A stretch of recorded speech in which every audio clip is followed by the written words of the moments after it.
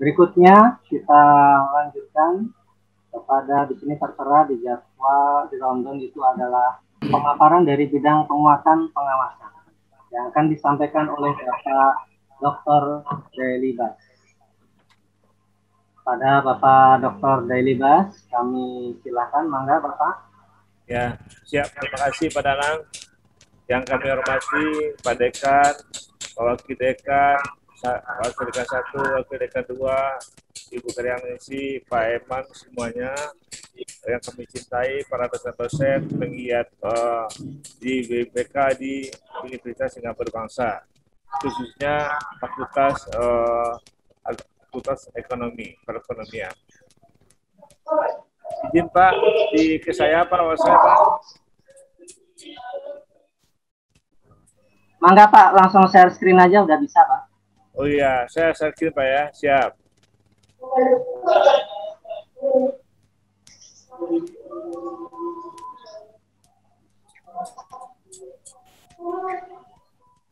Nah, berikut Pak, kami akan mencoba sosialisasi daripada bidang pengawasan tentang SPIP. Jadi kita di bidang pengawasan dapat 2 tugas, SPIP, lingkungan pengendalian, dan penilaian risiko. Sekarang kami coba dulu tentang SPIP-nya, sosialisasi SPIP. Kami di sini beranggotakan 3, yaitu saya sendiri, Pak Suwono, Pak Angga. Kita semuanya bersemangat. Semangat. Itu ini kita rancangan. Terus pertama-tama kita kaji dulu dasar hukum. Kita bicara SPIP adalah aturan, jadi kalau aturan adalah dasarnya. Ini dasarnya adalah Undang-Undang Keuangan Negara. Undang-Undang Keuangan Negara, habis itu Undang-Undang Perbendaharaan Negara, Undang-Undang Nomor 1 Tahun 2004, yang di situ mensyaratkan sistem pengendalian intern. Nah, di sekarang disebutnya SPIP. Kalau dulu istilahnya sistem pengendalian intern. Terus di situ di dalam pasal 55 Undang-Undang Nomor 1 Tahun 2004 disebutkan bahwa Menteri selaku pengguna anggaran atau pengguna barang memberikan pernyataan bahwa pengelolaan APBN telah diselenggarakan sistem pengendalian. Ini disemprotkan. Sudah. Terima kasih, berdasarkan sistem pengendalian intern yang memadai dan akuntansi keuangan telah diselenggarakan sesuai dengan standar akuntansi pemerintah. Perlu kita ingat, kita bersama ya. Kalau di pemerintahan, pengguna anggaran itu menteri. Kalau di Unsika berarti kuasa pengguna anggaran itu berarti ibu rektor. Terus kalau kita lihat SPIP, apa itu SPIP? Nah, SPIP ini sistem pengendalian intern pemerintah. Awal dulunya apa? Dulunya tahun 83 sudah ada Waskat. Waskat ya. Isinya apa? Pengorganisasian, personil, kebijakan, perencanaan, prosedur, pencatatan, pelaporan, dan review. Jadi ini alat nih. Kalau satu organisasi, kalau udah ada struktur organisasi, sudah oke, udah hebat, udah selesai. Kalau personil dari bagi-bagi, udah selesai. Kalau kebijakan atau aturan udah dipedomani, sudah dibuat juklaknya udah selesai. Terus kalau kita telah membuat perencanaan, sudah beres ya. Prosedur udah ada, selesai. Dicatat, saat itu juga, nggak ditunda-tunda, sudah beres. Terus dilaporkan, sudah oke. Habis itu diperiksa, diaudit pada akhir tahun, sudah beres. Itu sudah selesai. Itu alat. Nah, itu disebut juga Waskat. Tahun 2008 muncul SPP. Ada lagi metode baru, metode pengawasan baru, yaitu metode SPP. Konon katanya dari mana munculnya ini? Ini dari sejarahnya di Amerika. Di Amerika ada kejadian muncul KOSO. Nah, KOSO di Indonesia di apa tuh namanya di sebagai sumber ya, sebagai sumber hingga melahirkan SPIP. Di sana kejadiannya apa? Ada sana kejadiannya itu katanya Enron. Enron itu sudah WTP, diperiksa oleh akuntan publik yang top. Tetapi Enron itu hanya WTP, tapi kenyataannya bayar dividen dia nggak bisa. Ternyata uangnya itu ditanamkan di properti, pas propertinya nggak laku, udah. Tadinya dibilang Enron itu perusahaan multi internasional, apa sudah bisa, ternyata ada kedok. Nah, dengan Ada itu Elibas. Oke. Pak, izin Pak, bisa diperbesar slideshow-nya Pak, biar terlihat yang lain. Kalau kelihatan ya? Ya. Gini. Ya. Ya muncul ya. Ya tadinya itu kejadian tuh di Amerika itu di Enron, akhirnya badannya itu bikin koso, di Indonesia untuk menertibkan juga dibikin SPP. Mungkin di Indonesia tidak ada kejadian besar, tapi mungkin perlu SPP. Mungkin Indonesia kalaupun ada korupsi ya berarti harus ada SPP. Nah, itu kita lihat nih, dulu zaman 83 ada waskat. Ya. Sekarang pakai SPP, apa bedanya? Nah, itu. Dari segi definisi, waskat itu alat. Udah ditetapkan struktur organisasi, udah selesai. Nggak berubah. Dulu siapa bosnya? Ya, itu. Habis itu di SPP apa? Proses, berubah terus, perbaikan terus, dinamis. Terus sifatnya statis. Kalau SPP, dinamis, berkembang, diubah, dievaluasi lagi, diterapkan evaluasi lagi. Jadi terus dievaluasi. Terus kalau frameworknya 8 unsur SISDALMAN, sistem pengendalian manajemen. Tadi itu dari organisasi segala macam sebagai pengawasan. Kalau di SPP ini hanya 5 unsur, tapi 5 unsur juga ada 8 unsur tadi masuk di sini, tambah satu lagi yaitu lingkungan pengendalian. Nah, kalau di Waskan nggak ada lingkungan pengendalian, tapi di 5 unsur SPP ada lingkungan pengendalian dan 8 unsur. Jadi sebenarnya 9 unsur nih. Terus Waskat tanggung jawab. Nah, di situ kalau di Waskat ada atasan langsung. Kalau di SPP semuanya pegawai dan atasan langsung. Kalau dulu ada judul ada ini ya, ada pameo. Ada 2 pasal kalau pegawai negeri. Pasal 1 atasan selalu benar ya katanya. Kalau pasal 2 jika atasan salah dia pasal 1 itu. Kenapa? Karena penanggung jawabnya hanya atasan langsung. Kalau atasan bergerak, bergeraklah. Kalau atasan nggak bergerak, yang lain juga diam. Nah, sebab kalau yang lain bergerak, sien, takut ya. Nanti dikira ada apa-apa. Ada apa-apa nih kok aktif yang bawahan daripada atasan. Nah, itu udah kira-kira. Jadi yang aktif itu dulu atasan.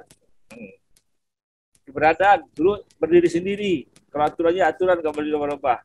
Siapa yang berani improvisasi, siapa yang berani inovasi, malah dicurigai. Kalau sekarang terintegrasi, malah sekarang itu penuh dengan inovasi. Jadi sekarang diimbau berinovasi boleh, siapapun diharuskan, bagus ya, walaupun bawahan, atasan boleh berinovasi. Tidak ada istilah dugaan negatif, dugaan positif. Nah, terus penekanan. Nah, dulu namanya penegasan penguasaan langsung, penguasaan atasan langsung, fungsional ya dulu. Sekarang lingkungan pengendalian, ada risiko. Kalau dulu atasan langsung yang boleh mengawasi, ya. Kalau sekarang enggak, semua kegiatan dibuat peta risikonya, dianalisis peta risikonya, dikaji. Jadi apa hasilnya? Hasilnya akan muncul peta risiko, ada yang risiko berat, nah tenaganya berat di situ. Ada risiko nggak berat, nah tenaganya sedang. Ada yang risikonya nggak punya risiko, nah biasa. Ibaratnya mobil gitu ya. Kalau yang risiko berat itu kita tanjakan. Kalau tanjakan jangan pakai gigi 4, nggak naik dia, harus pakai gigi 1. Tapi kalau datar mobilnya itu datar, jalannya datar, nggak usah pakai gigi 1, lama datangnya. Ya, bensinnya boros. Nah, jadi harus pakai gigi 4 atau gigi 5. Gitu. Terus, nah, sekarang definisi. Apa itu definisinya? Nah, itu Pak.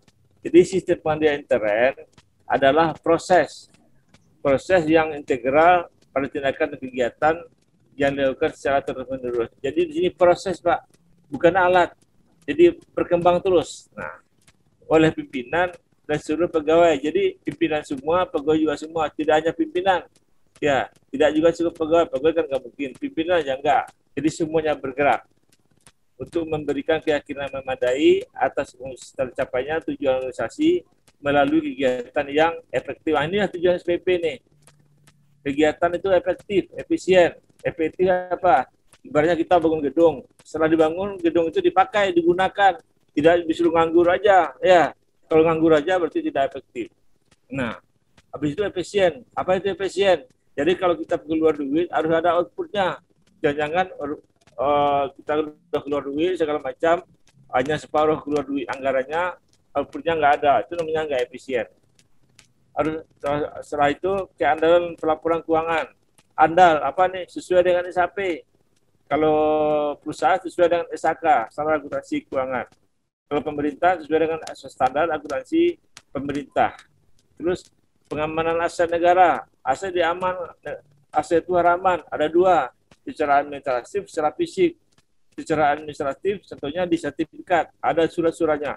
Surat-surat lengkap. Kalau mobil ada BPKB, kalau tanah ada sertifikat. Itu secara administratif. Secara fisik, kalau mobil di garasi, kalau tanah di pagar, gitu ya. Nah, itu yang paling penting ini, ketaatan terhadap peraturan perundang-undangan. Jadi harus taat, Pak.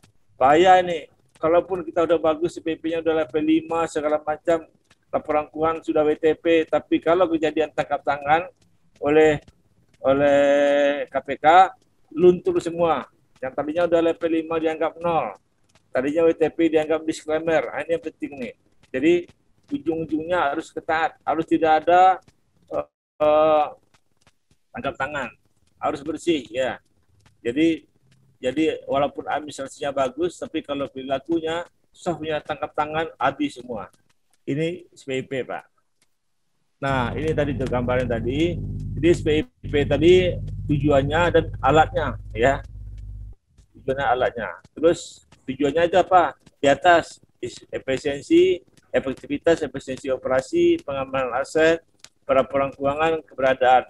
Alatnya apa? Alatnya itu lingkungan pengendalian dulu, pengendalian risiko, kegiatan, informasi komunikasi. Jadi SPP ini apa nih? SPP ini jadi ada yang mengatakan bahwa SPP itu adalah alat kendali. Jadi kalau terkendali ada alatnya dan dipakai alatnya itu amanlah tujuan. Tujuannya itu maaf Pak dari Bas, waktunya kurang 2 menit lagi. Oke, sip. Terima kasih. Ya, oke lanjut ya. Ini oke, ini adalah SPP Pak, lingkungan pengendalian. Kalau lingkungan pengendalian itu ada 8 unsur.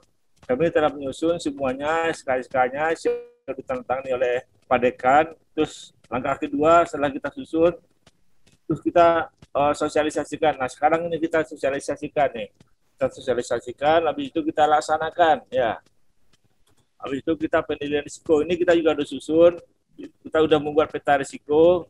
Kami juga sedang menganalisis sekarang. Kita cari penyebabnya, pemilik risikonya siapa, penyebabnya apa, dampaknya apa.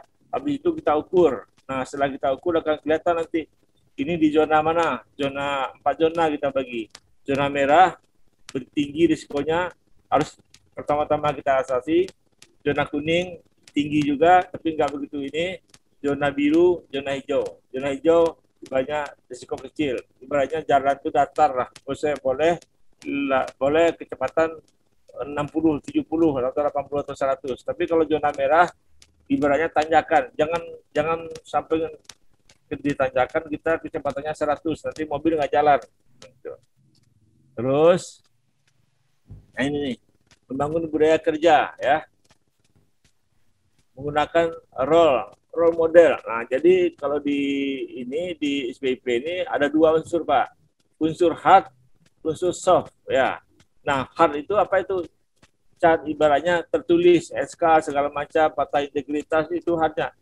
Ditulis apa yang kita laksanakan. Tapi kalau softnya apa? Perilaku itu ya. Perilaku menghimbau kita berkomitmen bahwa jauh daripada korupsi. Nah, tapi hardnya kita buat fakta integritas. Hardnya kita buat CCTV, barcode, fingerprint. Itu hardnya. Tapi perilakunya kita hadir.